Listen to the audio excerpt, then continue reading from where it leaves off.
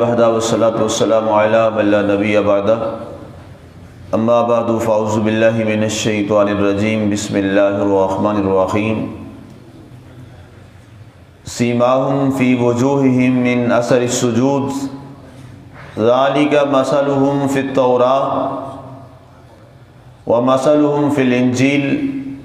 كزرع أخرج شطأه فآزره فاستغلظ فاستوى على سوقه يعجب الزراع ليغيظ بهم الكفار وعد الله الذين آمنوا وعملوا الصالحات منهم مغفرة وأجرا عظيما۔ ان کے چہروں میں سجدوں کے اثر سے جلوہ چمکے، ان کی یہ شان تورات میں بھی ہے اور انجیل نے بھی ان کی تعریف بیان کی ہے کہ ان کا حال ایک کھیتی کی طرح ہے جس نے اپنی کونپلیں نکالی اور پھر وہ موٹی ہو کر محکم اپنے تنے پر کھڑی ہو گئی۔ کھیتی باڑی کرنے والے اسے دیکھ کر خوشیوں میں ڈوب گئے اور یوں کفار کے دل جلائے جائیں گے۔ اللہ نے ایمان والوں اور ان میں سے اچھے عمل بجا لانے والوں سے مغفرت اور اجر عظیم کا وعدہ فرمایا ہے۔ آج ہماری سورہ الفتح کی آیہ مبارکہ 29 کا آخری حصہ ہم نے تلاوت کیا اور اللہ کے فضل و کرم سے انشاءاللہ آج ہماری سورہ الفتح کا ترجمہ اور تفسیر مکمل ہو جائے گی۔ کل انشاءاللہ نئی سورہ مبارکہ سورۃ الحجرات کے ترجمہ اور تفسیر کا آغاز کریں گے انشاءاللہ۔ سامعین، کل گفتگو ہماری آخری چل رہی تھی آقا کریم علیہ السلام کے جلیل القدر اور عظیم صحابہ کرام کی عظمت کے حوالے سے، اور اس میں آپ نے بالترتیب اس کی مثالیں سماعت کی، جناب سیدنا صدیق اکبر سے لے کر جناب باب العلم علی مرتضیٰ شیر خدا رضی اللہ تعالی عنہ تک۔ اس کے بعد اللہ تعالیٰ نے فرمایا کہ سیماہم فی وجوہہم من اثر السجود، ان کی ایک نشانی یہ ہے کہ ان کے چہروں میں سجدوں کے نشان ہیں۔ سیما کہا جاتا ہے نشانی کو، علامت کو، اور اس کا زیادہ معنی یہ بتایا گیا ہے کہ جو چہرے کی سفیدی ہوتی ہے ایک نورانی قسم کی، اس کو کہا جاتا ہے سیما۔ سیما چہرے کی جو نورانی ہے، نورانیت جو ہوتی ہے، چمک ایک ہوتی ہے انسان کے چہرے پر، اسے کہا جاتا ہے سیما۔ اللہ نے فرمایا سیماہم فی وجوہہم، ان کے چہروں پر اللہ نے فرمایا سجدوں کے نشانات کا نور نظر آتا ہے۔ سبحان اللہ کے نبی صلی اللہ علیہ وسلم کے جو صحابہ کرام ہیں اور یہ جو آپ کے معیت میں رہنے والے لوگ تھے، ان سے اللہ اتنا راضی ہو گیا کہ وہ رات کو جو شب بیداریاں کرتے تھے، اللہ کے حضور دن کو عبادات کرتے تھے اور سجدوں میں اپنا سر اس کے حضور جھکائے رکھتے تھے، تو ان سجدوں کی بنیاد پر اللہ تعالیٰ نے ان کے چہروں میں سجدوں کے نشانات پیدا فرما دی۔ اس پر بہت ساری روایات ہیں۔ ابن عباس رضی اللہ تعالیٰ عنہ سے پوچھا گیا کہ سرکار آپ فرمائیے کہ یہ چہروں میں سجدوں کے نشان سے کیا مراد ہے؟ آپ نے فرمایا کہ جب تم انہیں دیکھو گے تو لا محالہ تمہیں ان کے چہروں سے نور جھلکتا نظر آئے گا۔ فرمایا یہ ہے کہ سجدوں کی نشانات سے چہروں میں نور پیدا ہو جاتا ہے، اور فرمایا گیا کہ یہی وہ لوگ ہیں کہ قیامت والے دن اللہ تعالیٰ ان کے چمکتے ہوئے چہروں کو دنیا کے سامنے کرے گا، اور حضور کی امت میں یہ لوگ جو سجدوں کے نشانات والے ہیں، فرمایا یہ سب سے الگ اور ممتاز نظر آئیں گے۔ اور تیسری روایت یہ ملتی ہے کہ سرکار دو عالم صلی اللہ علیہ وآلہ وسلم کے صحابہ کرام، اللہ تعالیٰ نے ان کے اندر عجز و انکسار اتنا پیدا کر دیا ہے کہ جب یہ شب بیدار لوگ دنیا والوں میں چلتے ہیں، اللہ کی زمین میں چلتے ہیں، تو ان کے چہروں پر سجدوں کے نشان کا اثر یہ ہے کہ تم دیکھو گے کہ ان کے چہرے جو ہیں وہ دنیا میں چلتے ہوئے بھی جھکے ہوئے نظر آئیں گے۔ گویا یہ 3 معنی بتائے گئے چہروں میں سجدوں کے نشانات کیا ہوتے۔ اگر آپ کسی کو دیکھیں کہ وہ کوئی شب بیدار آدمی ہے اور وہ جا رہا ہے اور اس کا چہرہ عاجزی سے جھکا ہوا ہے اور اس کے دل میں خشوع اور خضوع ہے، وہ عاجز ہے، وہ انکسار ہے اور بڑا ملنسار ہے، بڑا محبت کرنے والا اور عاجزی کرنے والا ہے، تو سمجھ لیجئے کہ اللہ نے اس کے چہرے میں سجدوں کے نشانات پیدا فرما دی۔ اس کا سجدے کا سب سے بڑا نشان یہ ہے کہ وہ اپنا سر جھکا کے اللہ کے حضور چل رہا اور اس کے دل میں اللہ تعالیٰ نے عاجزی پیدا کر دی۔ اب اس میں ایک تابعین کا ایک بڑا اہم سوال ہے کہ کسی نے سوال کیا منصور نے حضرت مجاہد سے کہ جناب یہ جو بعض لوگوں کے 2 آنکھوں کے درمیان یہ جو سیاہ نشان پڑ جاتا ہے، کیا یہ نشان ہے؟ تو آپ اس کے بعد مسکرائے، آپ نے فرمایا یہ تو سیاہ ہے، اگر نور کبھی سیاہ نہیں ہوتا، نور کبھی سیاہ نہیں ہوتا، نور کیا ہوتا ہے؟ وہ چمکدار ہوتا ہے۔ فرمایا یہ اس کا کبھی بھی کوئی تعلق نہیں رہا، اور اس کی انہوں نے مثال دی کہ دنیا میں کائنات میں سب سے زیادہ اللہ کے حضور سجدے کرنے والی یہ شخصیت ہے، ذات ہے، اس کا نام ہے حضرت محمد رسول اللہ صلی اللہ علیہ وآلہ وسلم۔ آپ فرمانے لگے کہ ہم نے خدا کی قسم ہمیں آج تک کوئی ایسی روایت نہیں ملی اور نہ کسی نے کہا کہ حضور صلی اللہ علیہ وسلم کے پیشانی مبارک پر کوئی ایسا نشان تھا۔ اور اس کے بعد حضور صلی اللہ علیہ وسلم کے صحابہ کرام میں حضرت علی رضی اللہ تعالیٰ عنہ اور حضرت سیدنا ابو بکر صدیق رضی اللہ تعالیٰ عنہ کہتے ہیں کہ ان کو ہم بہت زیادہ صاحب سجود سمجھتے تھے، اور ان میں بھی حضرت علی جو ہیں وہ بہت زیادہ صاحب سجود تھے۔ ان کے چہروں پر ہم نے کبھی 2 آنکھوں کے درمیان یہ نشان ہم نے کبھی نہیں دیکھا۔ اس کے بعد تابعین میں ایسے نہیں ہے، اور انہوں نے کہا کہ ہم نے اس کے بعد اولیاء کی سب میں آ جائیں تو سید الطائفہ حضرت سیدنا حسن بصری رضی اللہ تعالی عنہ، یہ سارے سلسلوں کے پیر ہیں، بزرگ ہیں اور طریقت کے شہنشاہ ہیں، اور اس کے بعد حضرت سیدنا غوث اعظم ہیں۔ ان کی 2 آنکھوں کے درمیان پیشانی میں ہم نے کبھی ایسا نشان نہیں دیکھا جنہوں نے اپنی زندگی میں کبھی کوئی سجدہ چھوڑا ہی نہیں۔ تو اسی پہ ایک دفعہ بہت پرانی بات ہے، میرے استاد مکرم قبلہ مفتی صاحب شیخ القرآن رحمۃ اللہ علیہ تعالیٰ، ان سے اس حوالہ سے گفتگو ہوئی۔ آپ کا ایک بڑا نورانی چہرہ اس حوالہ سے تھا کہ ماشاءاللہ بڑا آپ فرماتے تھے کہ میں نے زندگی میں کبھی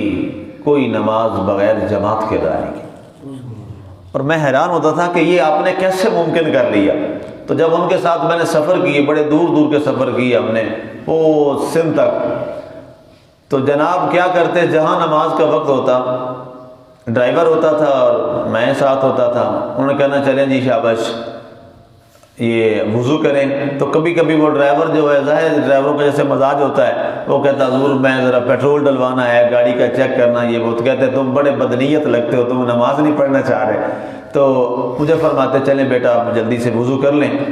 تو اکثر تو ہم ہوتے باوضو ہی ہوتے تھے، تو کہتے اچھا ہو بیٹا نماز پڑھے، تو ساتھ اپنے کھڑے کر لینا نماز ادا کرنا۔ پروگرام ہوتے تھے ان کے رات کو کئی دیر تک، تو کئی دفعہ ایسا ہوتا کہ رات کو 2 بجے آتے،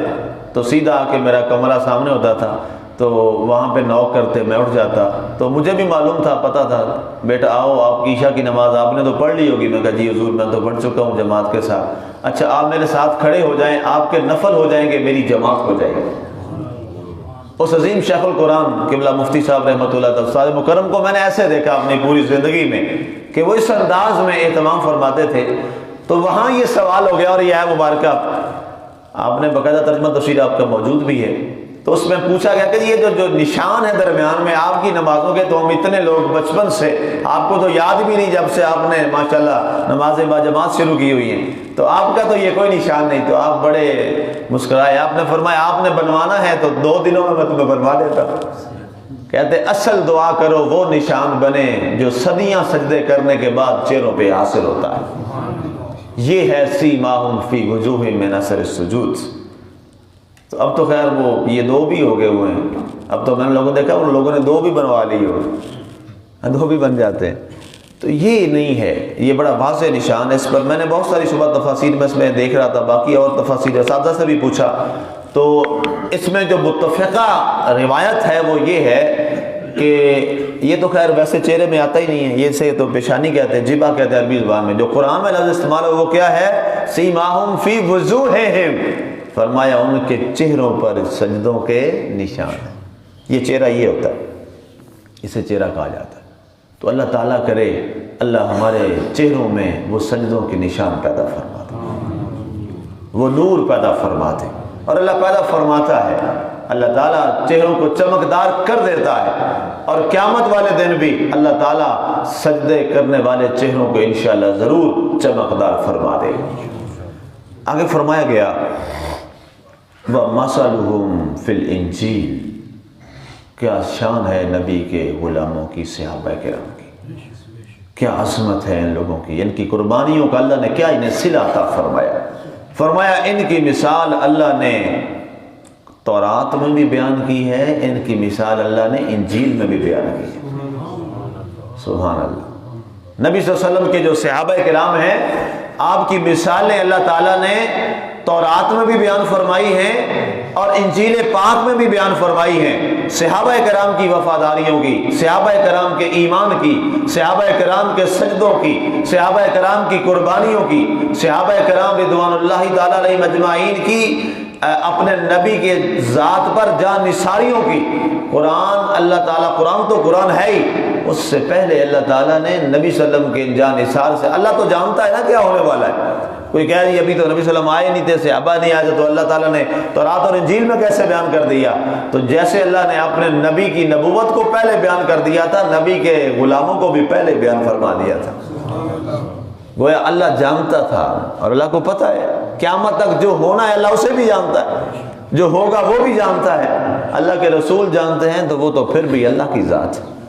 وہ تو ذات ہی اور ہے، وہ اس کا تو مقام ہی اور ہے، وہ تو اللہ اکبر ہے۔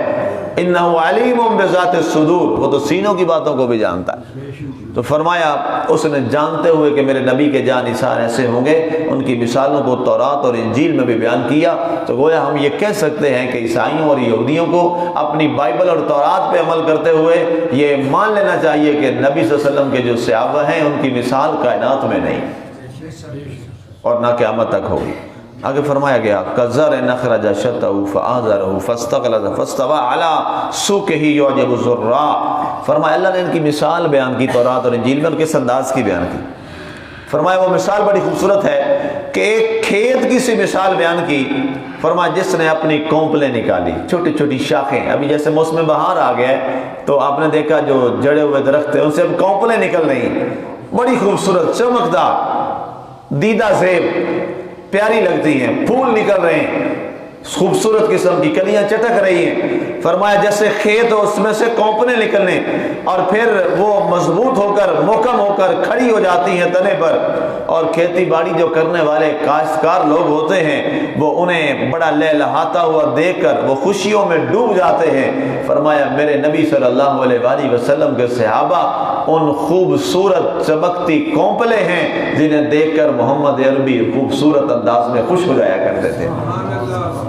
اندازہ کریں جنہوں نے میرے سرکار کو خوش کیا ہوگا، اللہ انہیں قیامت والے دن کتنا خوش فرمائے گا،